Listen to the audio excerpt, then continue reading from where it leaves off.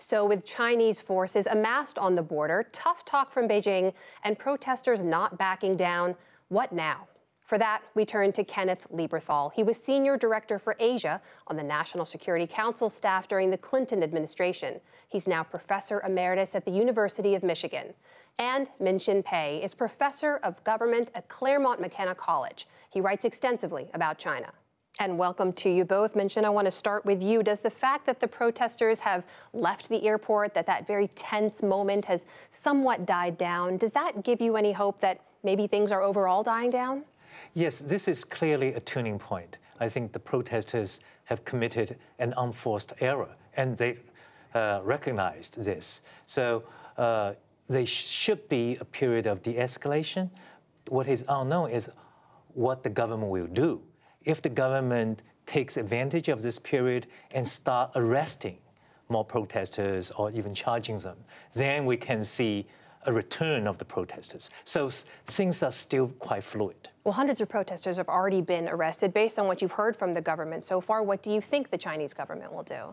Well, first of all, the Hong Kong government has arrested them, and so it's up to the Hong Kong government to decide whether to charge those who have been arrested or whether to prosecute those who have been charged. So this is up to the Hong Kong government. What the Chinese government wants to do really depends on whether the Hong Kong government can maintain control of the situation. A few days ago, it certainly seemed that the Hong Kong government was losing its grip. Today, I'm a little bit more relieved. Ken Lieberthal, what do you think about this? How do you assess where we are right now? I agree that there is a moment here that possibly could be seized to find a way forward and get us out of a conundrum that could otherwise produce a tragedy.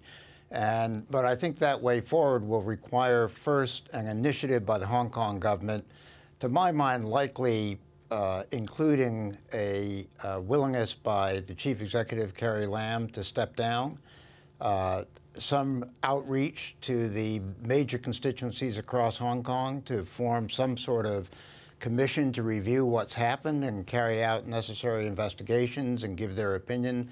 Essentially a long-term trust-building process that can ease tensions and stop a situation where radicals, the most radical elements among demonstrators are seizing the initiative and frankly, moving beyond what I think Beijing can possibly tolerate. But when, Ken Lieberthal, back to you, when you hear how the Chinese government has been speaking so far, right? They're labeling this terrorism, they're calling the protesters criminals, you see the troop movement and build up, the color revolution comparisons now. Does it sound like they're laying the groundwork for some kind of intervention? They are laying the groundwork for an intervention, but I think that they really strongly prefer not to move in with force. They really want the Hong Kong government to get on top of this.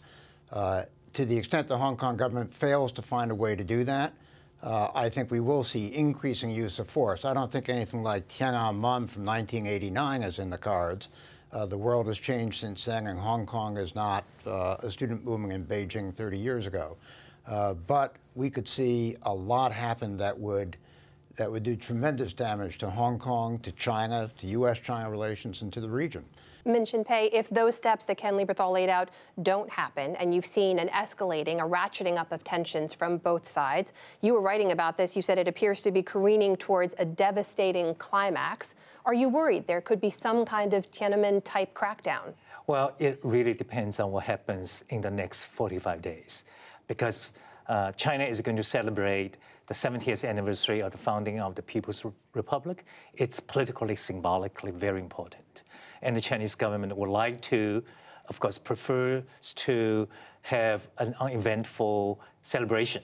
But if, for example, this continuation of this hardline position from Beijing, at least rhetorically, and then the kind of things Professor Lieberthal has laid out fail to take place, that is, concessions made by the Hong Kong government, we can see a return of the protesters very close to the celebration of the 70th anniversary. But are they really going to wait 45 days? If the protests pick back up and continue, would they wait that long before taking action? Well, it's a very difficult decision for the Chinese government to make. I think this is really their last resort.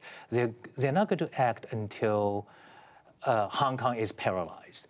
Suppose there were another general strike that paralyzes Hong Kong. That might force Beijing's hand. But we're quite far away from that point so far.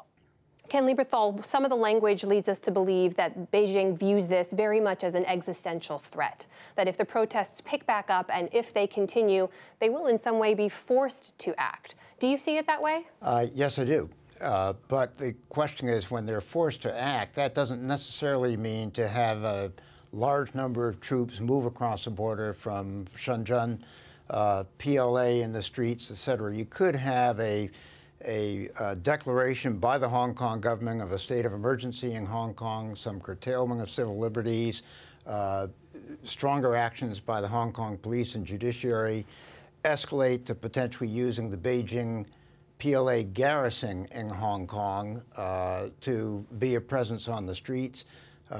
You know, there are a whole series of things you can do shy of having tanks moving across the border. And I think they will more likely try to increase the pressure step by step. But I very much agree with Minxin.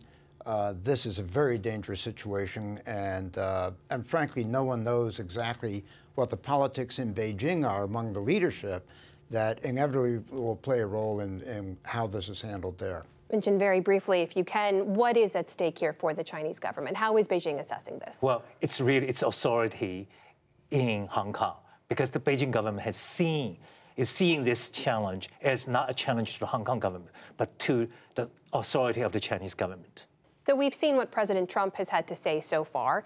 Is there or should there be a role for the U.S. in all of this? Yes, there should be a role, but the role should be very delicate, quiet. I think one thing President Trump can do is to pick up the phone and have a quiet conversation with President Xi Jinping and urge him not to intervene. Ken Lieberthal, what do you make of this? How should the U.S. be acting, if at all, at this moment? We should be making some suggestions about how to move forward in this situation and maintain peace. Clearly, if this goes off the rails, it will be enormously damaging to U.S.-China relations, among other things, in the region. Minxin Pei and Kenneth Lieberthal, thank you very much to you both. Thank you. Thank you.